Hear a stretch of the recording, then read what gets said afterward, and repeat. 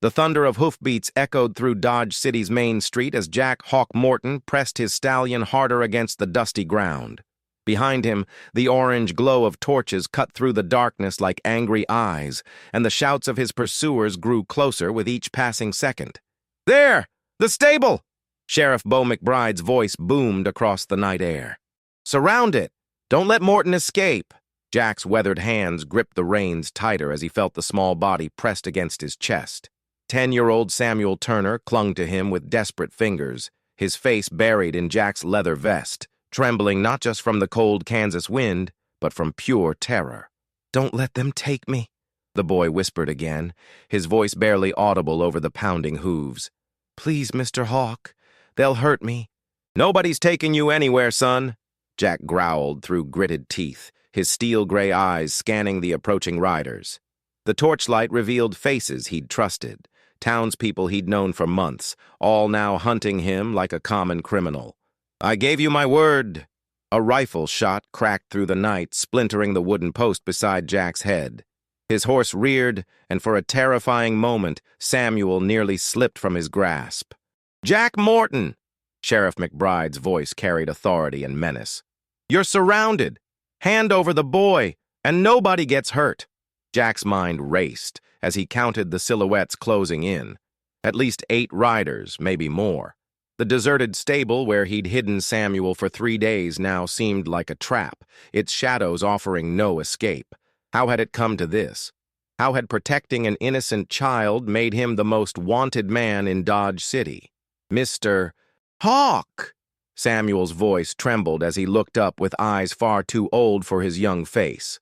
"I told you the truth. I told you who they really are." The gold medallion in Samuel's small fist caught the torchlight, the Turner family crest that had started this nightmare. Jack's stomach twisted as the horrible realization finally hit him. The boy had been trying to tell him for days, but Jack had been too focused on the wrong enemy. "Sweet Jesus," Jack whispered, his blood running cold. "It wasn't them at all, was it?" Samuel shook his head, tears streaming down his dirt-stained cheeks. "I tried to tell you, but you wouldn't listen. She's not my family, Mr. Hawk. She's the one who—" "Enough!" The voice that cut through the night made Jack's heart stop. From behind the circle of riders, a figure emerged on a pristine white mare. Cordelia Turner sat tall in her saddle, her elegant riding dress a stark contrast to the violence surrounding them.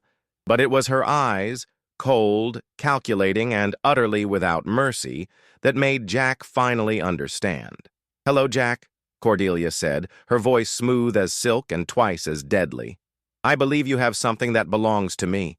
"He doesn't belong to anyone," Jack snarled, but his voice lacked conviction. The pieces were falling into place now, each revelation more horrifying than the last. Cordelia smiled, and it was the most terrifying thing Jack had ever seen. "Oh, but he does.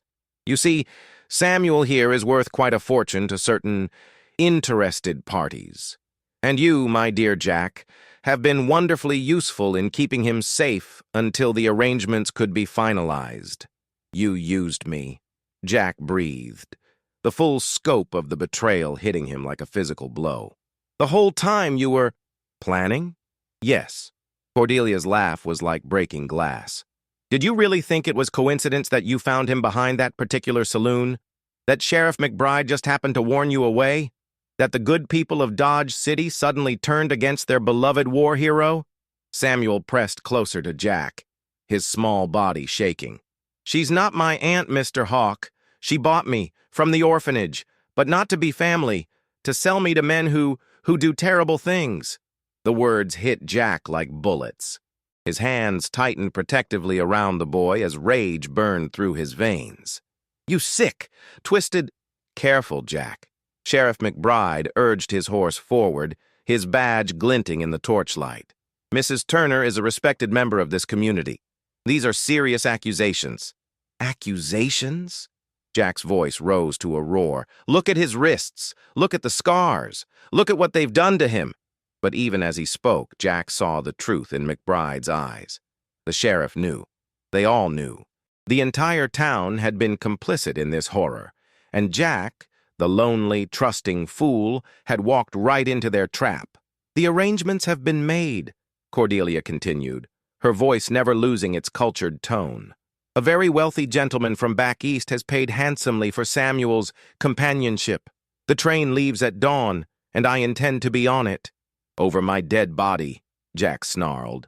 "If necessary," McBride said quietly, his hand moving to his gun. "But it doesn't have to be that way, Jack. Walk away. Forget what you've seen. There's $1,000 in it for you, enough to disappear and start fresh somewhere else." For a moment, the only sound was the wind whistling through the stable's broken boards. Jack felt Samuel's small hand clutch his shirt, felt the boy's desperate trust in every trembling breath. Around them, the circle of riders waited, their weapons ready. Jack thought of his past, the war, the killing, the years of running from his own demons. He'd come to Dodge City seeking peace, solitude, a chance to disappear into the vast emptiness of the prairie. But sometimes a man couldn't run from what was right.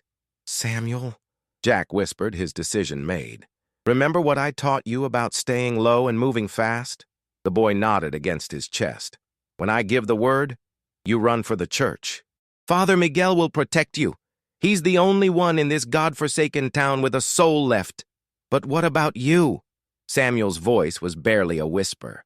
Jack's weathered face hardened into something that had once made Confederate soldiers flee in terror. "I'm going to remind these people why they used to call me Hawk." He spurred his horse forward suddenly, charging directly at the nearest rider. The man's horse reared in surprise, creating a gap in the circle. "Now, Samuel." The boy dropped from the saddle and rolled, coming up running toward the distant church as Jack had taught him. Gunfire erupted around them, muzzle flashes lighting up the night like deadly fireworks. Jack's Colt appeared in his hand as if by magic, and his first shot took down the rider to his left. His second shattered Sheriff McBride's gun hand, sending the lawman tumbling from his saddle with a scream of pain. "Kill him!" Cordelia shrieked, her cultured facade finally cracking. "Kill them both!" But Jack was already moving, his horse dancing between the confused riders like a ghost. Another shot, another man down. The war had taught him to fight outnumbered, and the prairie had taught him to survive. As Samuel's small figure disappeared into the shadows near the church, Jack felt a bullet tear through his shoulder.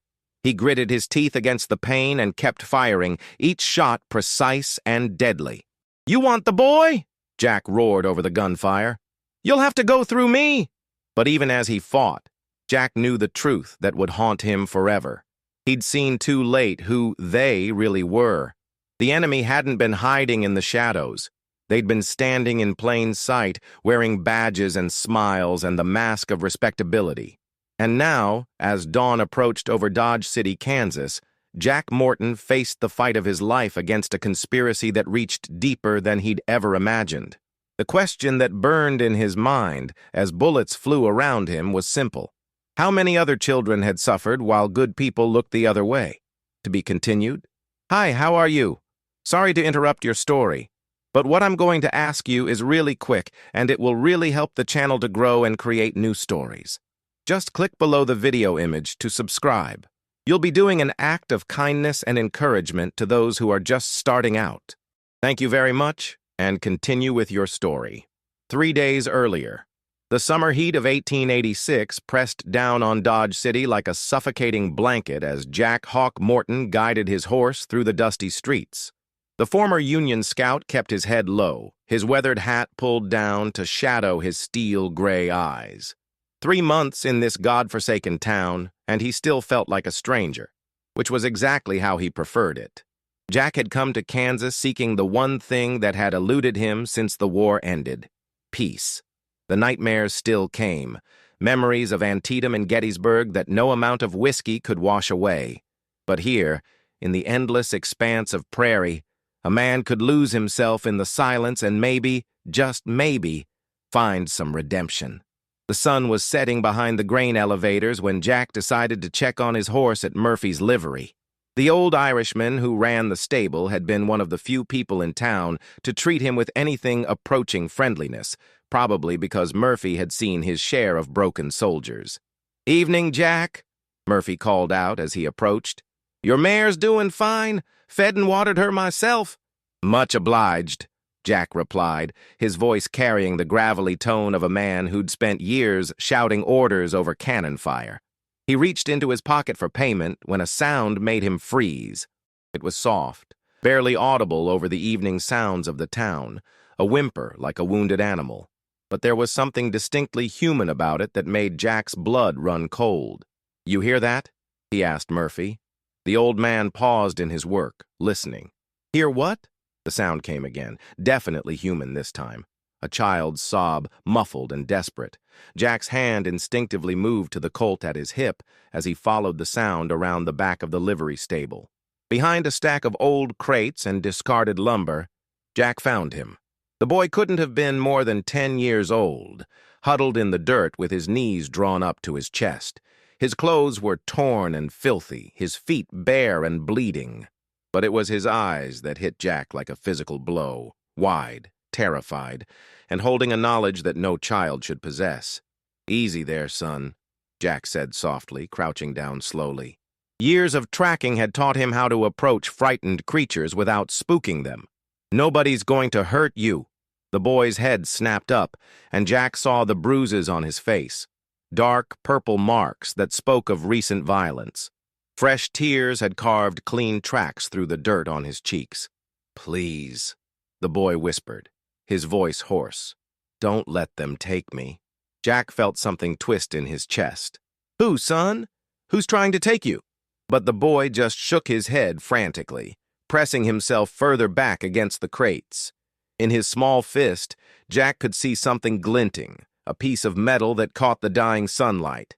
"What's your name?" Jack asked, keeping his voice gentle. "Samuel," the boy whispered after a long moment. "Samuel Turner." Turner. Jack knew that name. Everyone in Dodge City did. Cordelia Turner owned the largest cattle ranch in the county, a woman of considerable wealth and influence. But what would her kin be doing hiding behind a livery stable like a scared animal? "Samuel Turner," Jack repeated slowly. "Any relation to Mrs. Cordelia Turner?" The boy's reaction was immediate and violent. He scrambled backward, his eyes wide with terror. "No, she's not family. Please, you have to believe me." Okay, Jack said quickly, raising his hands to show he meant no harm. "I believe you, but son, you're hurt. You need help." Samuel's grip tightened on whatever he was holding. "They said they'd find me. They said there was nowhere to hide." Jack's jaw tightened. He'd seen enough scared children during the war, orphans left behind by the fighting, kids who'd watched their parents die. But there was something different about Samuel's fear, something that spoke of horrors beyond simple abandonment. "Who said that, Samuel?" The boy looked around frantically, as if expecting someone to emerge from the shadows. "The men. The ones who bought me." The words hit Jack like a sledgehammer. "Bought you?" Samuel nodded, fresh tears spilling down his cheeks. "From the orphanage in Kansas City. They said I was going to a good family, but—" His voice broke. "But they lied. They did things. Terrible things." Jack's hands clenched into fists. During the war, he'd seen the worst that men could do to each other, but this was something else entirely. This was evil in its purest form. "How did you get away?" Jack asked. "I ran," Samuel whispered. "When they stopped the wagon to water the horses, I ran and ran until I couldn't run anymore, but they're looking for me. I know they are." Jack glanced around the darkening alley. If someone was hunting this boy, hiding behind a livery stable wasn't going to keep him safe for long. He made a decision that would change everything. "Come on, son," Jack said, extending his hand. "I know a place where you'll be safe." Samuel hesitated, his young face torn between hope and terror. "You won't give me back to them?" "I give you my word," Jack said solemnly. "Nobody's going to hurt you while I'm around." Slowly, Samuel reached out and took Jack's hand. His small fingers were ice cold, despite the summer heat, and Jack could feel them trembling. As they stood, Samuel opened his fist to reveal what he'd been clutching, a gold medallion on a broken chain. The Turner family crest was engraved on its surface, but the metal was stained with something dark that Jack didn't want to identify.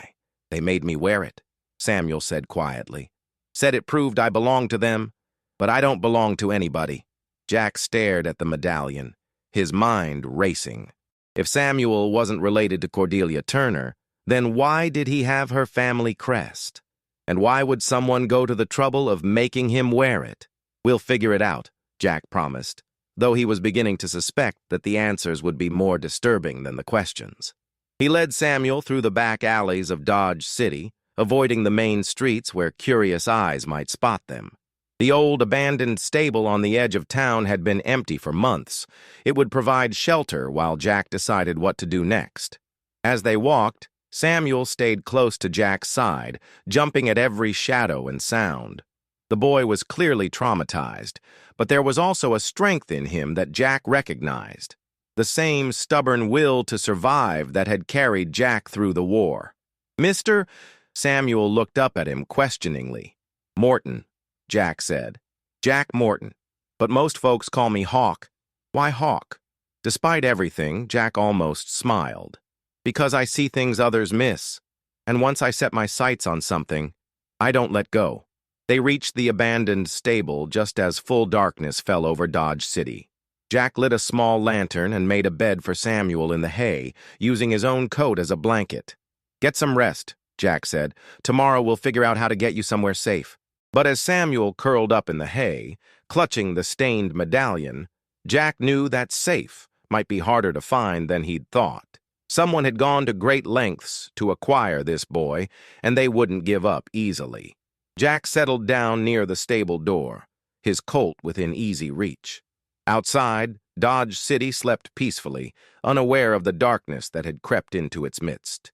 But Jack had learned long ago that evil often wore a respectable face, and the most dangerous predators were those who hid in plain sight. As he kept watch through the night, one question burned in his mind. If Samuel Turner wasn't really a Turner, then who was he? And why was someone willing to go to such lengths to possess him? The answers, when they came, would shake Jack's faith in everything he thought he knew about justice, law, and the thin line between civilization and savagery. To be continued. Dawn broke gray and oppressive over Dodge City as Jack Morton sat in the abandoned stable, watching Samuel sleep fitfully in the hay. The boy had cried out several times during the night, trapped in nightmares that Jack could only imagine. Each whimper had tightened the knot of rage growing in Jack's chest. The sound of approaching hoofbeats made Jack's hand move instinctively to his gun. Through a crack in the stable wall, he watched Sheriff Bo McBride dismount from his horse and approach the stable with the casual confidence of a man who owned the town. "Jack Morton," McBride called out. "I know you're in there. We need to talk." Jack glanced at Samuel, who had awakened at the sound of voices. The boy's face had gone pale, and he was pressing himself back into the hay as if trying to disappear. "It's okay," Jack whispered. "Stay quiet." He stepped outside, closing the stable door behind him. Sheriff McBride was a big man, well-fed and prosperous-looking, with the kind of mustache that spoke of vanity and the kind of eyes that spoke of compromise. Jack had met plenty of his type during the war, men who talked about honor while counting their profits. "Sheriff," Jack said neutrally. "Jack." McBride's smile was friendly enough, but it didn't reach his eyes. "Heard you might have found something that doesn't belong to you." "Don't know what you mean." McBride chuckled and pulled out a cigar, taking his time lighting it. "Come now, Jack. This is a small town. Word gets around when a stranger starts poking around where he shouldn't. I haven't been poking around anywhere." "No?" McBride blew smoke into the morning air. "Then you won't mind if I take a look inside that stable?" Jack's stance shifted slightly, his hand hovering near his gun. "I would mind, actually. Man's got a right to privacy." The sheriff's friendly facade slipped just a fraction. "Not when that man might be harboring stolen property." "Stolen property?" "Mrs. Cordelia Turner is missing something precious to her," McBride said carefully. "Her nephew. Boy ran off from her ranch 3 days ago. She's beside herself with worry." Jack felt his blood pressure rising. "Nephew?" "Young Samuel Turner. 10 years old, blonde hair, blue eyes. Ring any bells? The casual way McBride described Samuel, like he was describing a lost horse, made Jack's jaw clench. Can't say it does. McBride studied Jack's face carefully. Mrs. Turner is offering a substantial reward for the boy's safe return.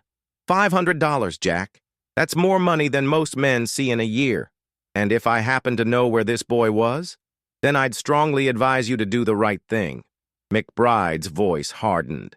Mrs. Turner is a pillar of this community. She's got friends in high places, judges, politicians, federal marshals. Not the kind of woman you want as an enemy. Jack met the sheriff's gaze steadily.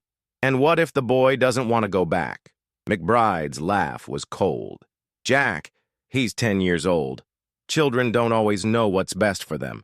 Sometimes adults have to make the hard decisions. Even if those decisions hurt the child? Now you're talking nonsense.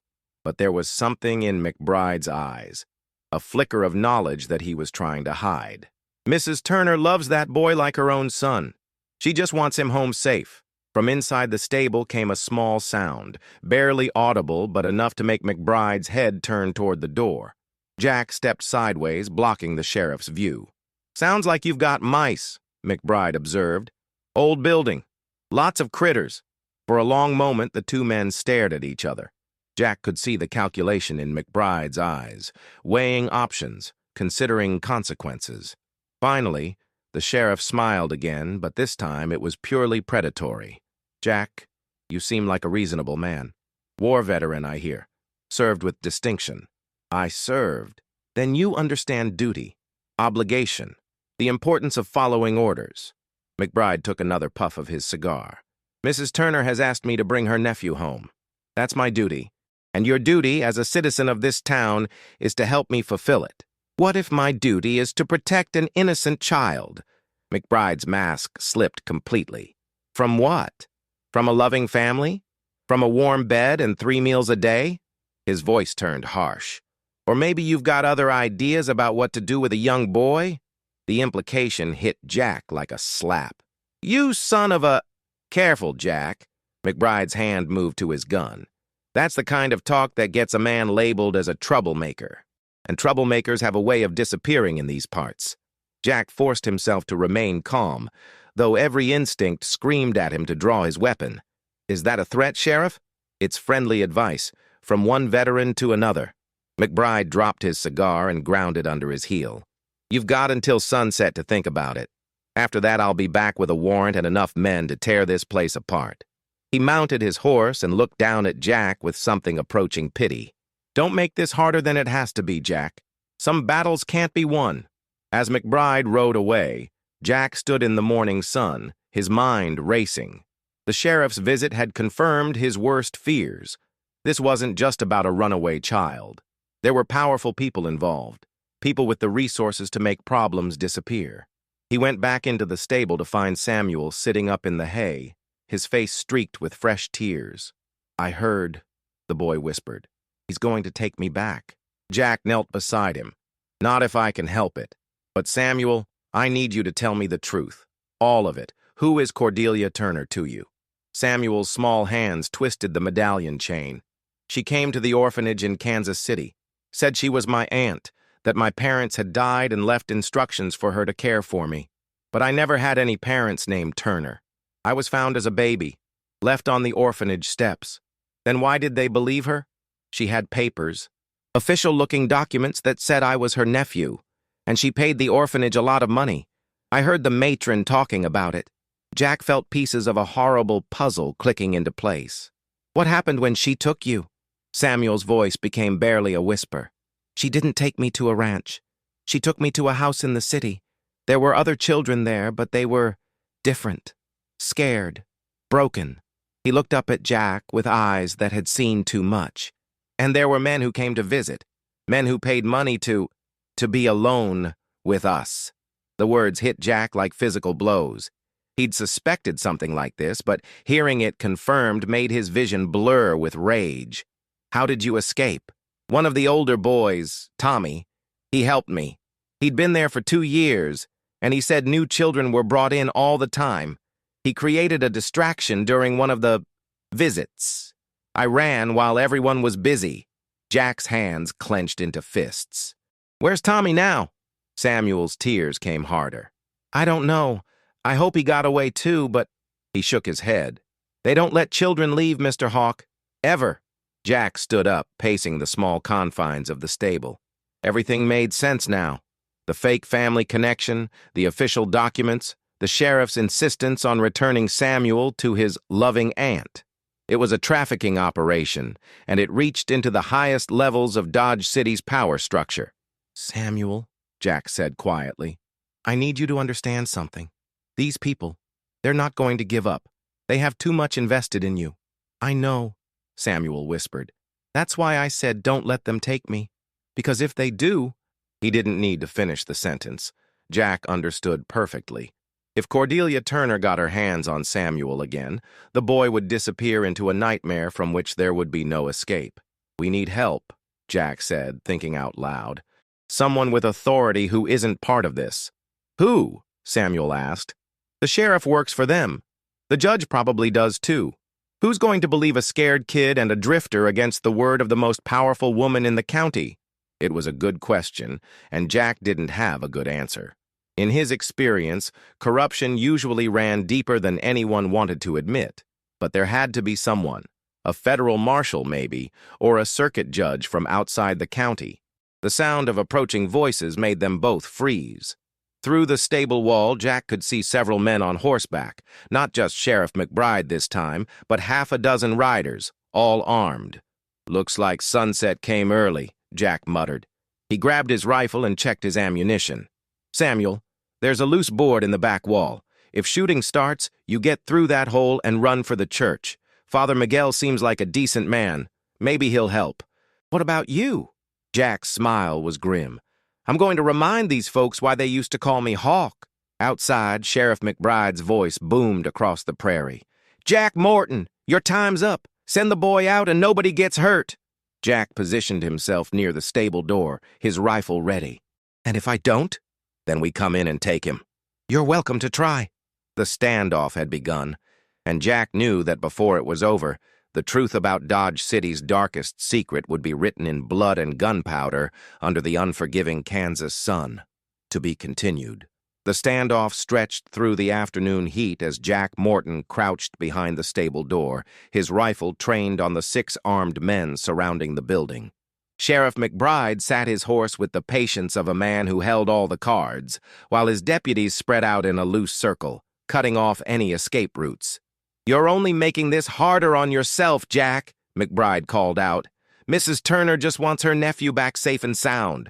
Inside the stable, Samuel pressed himself against the back wall, his small body trembling.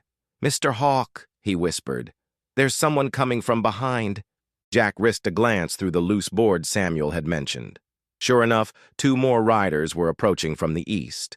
But these weren't deputies.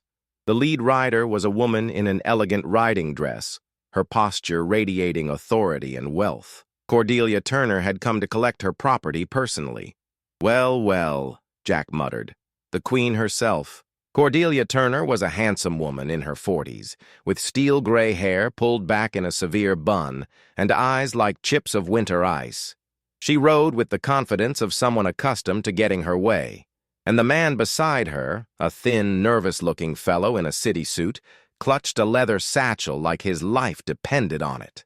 Sheriff McBride? Cordelia's voice carried clearly across the prairie, cultured and commanding. I trust you have the situation well in hand? Yes, ma'am. Morton's holed up in there with the boy, but he's got nowhere to go. Cordelia dismounted gracefully and approached the stable, her riding boots clicking against the hard-packed earth. Mr. Morton, she called out, her tone reasonable and maternal. I'm Cordelia Turner. I believe you have my nephew Samuel with you. He's not your nephew, Jack replied, his voice hard as granite. I'm afraid you're mistaken. Cordelia gestured to the man with the satchel. Mr. Whitmore here has all the legal documentation proving Samuel's parentage. Birth certificates, family records, everything properly notarized and filed with the territorial government. The man called Whitmore opened his satchel and pulled out a sheaf of papers. It's all here, Mr. Morton. Samuel Turner, born in Kansas City, orphaned at age 3 when his parents died of cholera. Mrs. Turner is his legal guardian. Jack's jaw tightened. The documents might be legal, but he knew they were lies built on forged papers and bought officials. Funny how a boy can be orphaned and still have living relatives. Family connections can be complicated, Cordelia said smoothly. Sometimes it takes time to locate next of kin. The important thing is that Samuel is with family now. Is that what you call it? Jack's voice carried a dangerous edge. Family? For just a moment, Cordelia's mask slipped, and Jack saw something cold and calculating in her eyes. I don't know what lies the boy has told you, Mr. Morton, but children often have vivid imaginations, especially traumatized children. Traumatized by what? By the terrible conditions at that orphanage, of course. The neglect, the abuse. Cordelia's voice took on a tone of righteous indignation. When I learned of Samuel's situation, I knew I had to act immediately to save him from that horrible place. It was a masterful performance, Jack had to admit. To anyone listening, Cordelia Turner sounded like a concerned relative rescuing a child from institutional abuse. But Jack had heard Samuel's story, had seen the terror in the boy's eyes when Cordelia's name was mentioned.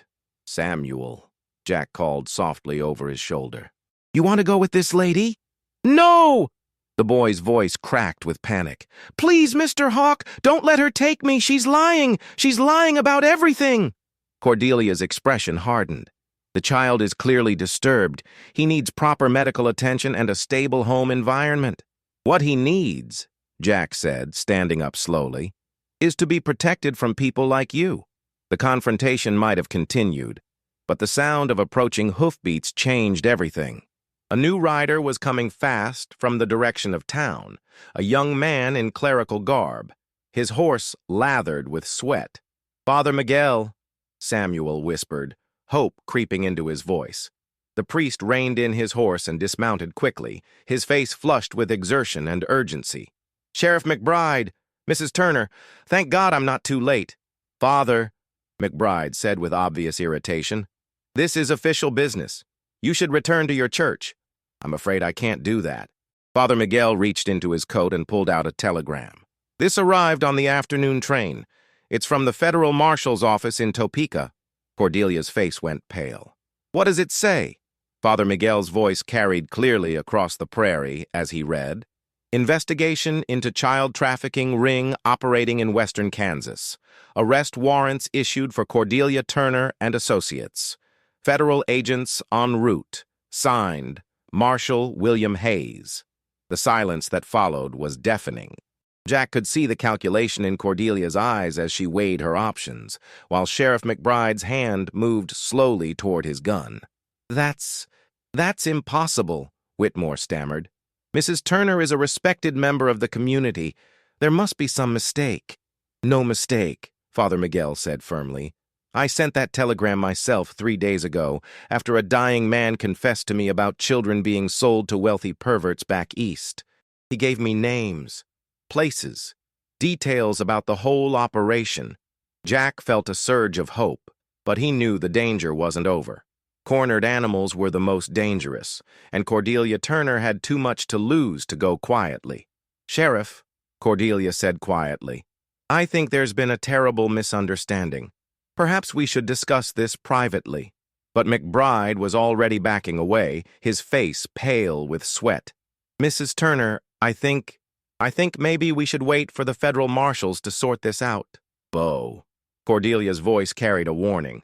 Remember who pays your salary. Remember what you have to lose. The sheriff's face twisted with conflict. Jack could see the man's internal struggle. Corruption warring with self-preservation. Greed fighting against the fear of federal prosecution. I'm sorry, Mrs. Turner, McBride said finally. But I won't. Cordelia's mask finally fell away completely, revealing the monster beneath. You fool! Do you think the Federals will protect you? Do you think they'll care about your family when this all comes out? She turned to her remaining men, the ones who weren't wearing badges, Jack realized. Private guns, hired killers who had no loyalty to law or justice. Kill them, she said simply. All of them.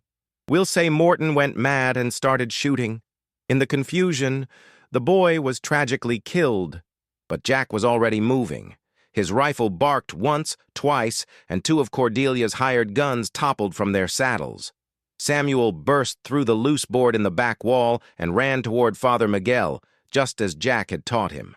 The prairie erupted in gunfire as the remaining gunmen opened up on the stable. Wood splintered around Jack as he dove for cover, his Colt appearing in his hand as if by magic. Sheriff McBride, caught between his conscience and his corruption, hesitated for a fatal second. One of Cordelia's men, thinking the sheriff was reaching for his gun, put a bullet through McBride's chest. The sheriff fell from his horse with a look of surprise on his face. "Idiots!" Cordelia screamed. "He was on our side!" But the battle was already turning. Father Miguel had produced a shotgun from his saddle and was laying down covering fire while Samuel ran for the safety of a nearby boulder. Jack's military training took over as he moved through the stable like a ghost, appearing at different windows to pick off Cordelia's men with methodical precision. Within minutes, it was over. Cordelia Turner stood alone among the bodies of her hired killers, her elegant riding dress splattered with blood and dirt. Whitmore had fled at the first shot, abandoning his satchel of forged documents. Jack emerged from the stable, his gun trained on Cordelia. "It's over," she laughed, a sound like breaking glass. "Over? You have no idea how deep this goes. I'm just one link in a very long chain. There are others, judges, politicians, wealthy men who pay very well for what I provide.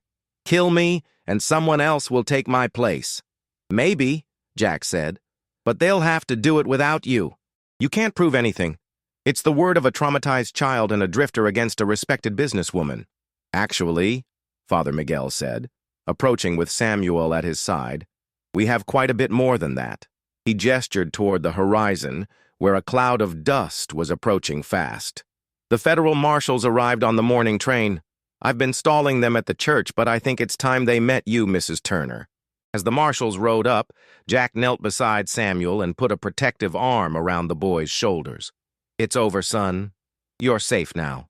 Samuel looked up at him with eyes that were still haunted but no longer hopeless. "What happens now, Mr. Hawk?"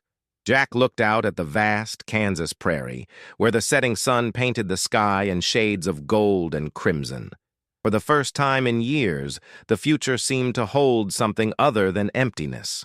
"Now we make sure this never happens to another child," he said quietly. "And maybe we find ourselves a real home." As the federal marshals took Cordelia Turner into custody, Jack Morton realized that sometimes the most important battles weren't fought on distant battlefields, but in the quiet moments when a man chose to stand between evil and innocence. The lonely cowboy had found his purpose at last, and it was worth more than all the solitude in the world. Hello, how are you? Did you enjoy the story? Like, share, comment on which city you're watching from, and subscribe to the channel to help us continue adding new amazing videos. Thank you very much, and come back often.